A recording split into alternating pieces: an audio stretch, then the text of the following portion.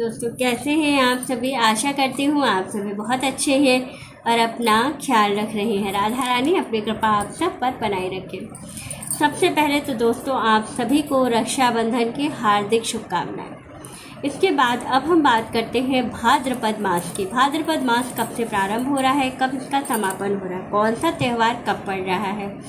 वैसे तो सभी त्योहारों पर मेरा ऑफिशियल एक वीडियो अलग अलग आता रहेगा, लेकिन अभी मैं आपको बता दे रही हूँ कि कौन सा त्यौहार कब पड़ेगा और पूरे भाद्रपद महीने के लिए एक अचूक उपाय बताऊंगी जो कि आपको पूरे महीने करना है, जिसको करने से आपको बहुत धन की प्राप्ति होती है।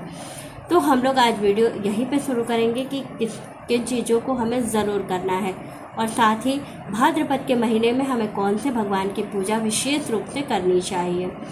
ये सारी चीज़ें जो बताऊंगी ये गुरुजी पंडित प्रदीप मिश्रा जी ने अपनी वीडियो में बताया है और सारी चीज़ें शिव महापुराण में वर्णित है, जो शिव जी के उपाय बताऊंगी और बाकी कृष्ण जी के उपाय और गणेश जी के उपाय, ये सारे उपाय जो है पुत्र स्कंद पुराण में वर्णित हैं।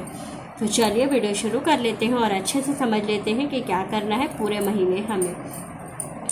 तो वीडियो को अंत तक देखिएगा ताकि आपको समझ में आ सके कि आपको क्या करना है, कैसे और किन किन बातों का विशेष रूप से आपको ध्यान रखना है। तो सबसे पहले तो भाद्रपद मास के प्रारंभ और समापन की बात कर लेते हैं। तो भाद्रपद का महीना जो शुरू होने वाला है वो है 10 अगस्त को भाद्रपद मास के कृष्ण पक्ष की प्रतिपदा है और समापन हो रहा है 7 सितंबर को। 7 सितंबर के दिन पूर्णिमा पड़ रही है, यानी कि भाद्रपद की पूर्णिमा पड़ रही है। अब हम विशेष रूप से सारे त्योहारों की लिस्ट जान लेते हैं।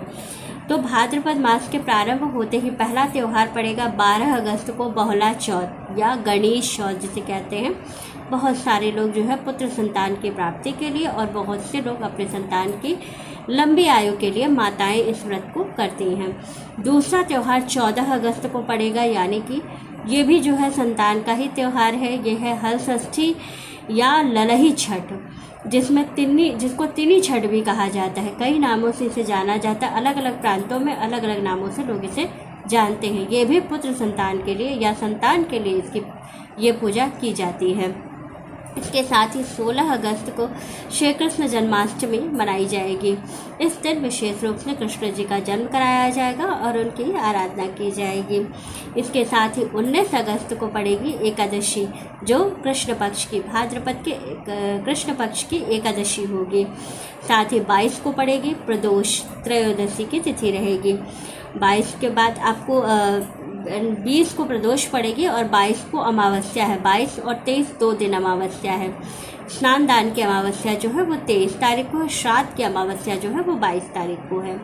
इसके साथ ही 26 तारीख को पड़ेगी हरितालिका तीज, जो महिलाएं अपने पति की लंबी आयु के लिए शिव जी और पार्वती जी की आराधना करती हैं इस दिन। इसके साथ ही 27 तारीख से गणेश उत्सव शुरू हो जाएगा, जो कि 10 दिन के लिए गणेश स्थापित किए जाते हैं और विशेष प्रकार से उनकी आराधना की जाती है।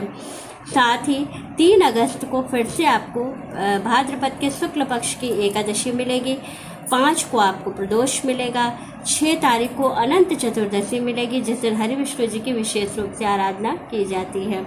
और साथ ही 7 तारीख को पूर्णिमा पड़ेगी, यानी कि भाद्रपद का समापन हो जाएगा। अब इसके साथ ही हम कुछ विशेष अचूक उपाय की बात कर लेते हैं, जो कि आपको शिव मंदिर में प्रतिदिन जा कर के करना है। क्या करना है आपको, तो देखिए आपको सबसे महत्वपूर्ण चीज़ क्या है। पहली चीज़ कि आपको भाद्रपद के महीने में भी प्रतिदिन शिव जी को जा कर के 1 लोटा जल जरूर चढ़ाना है।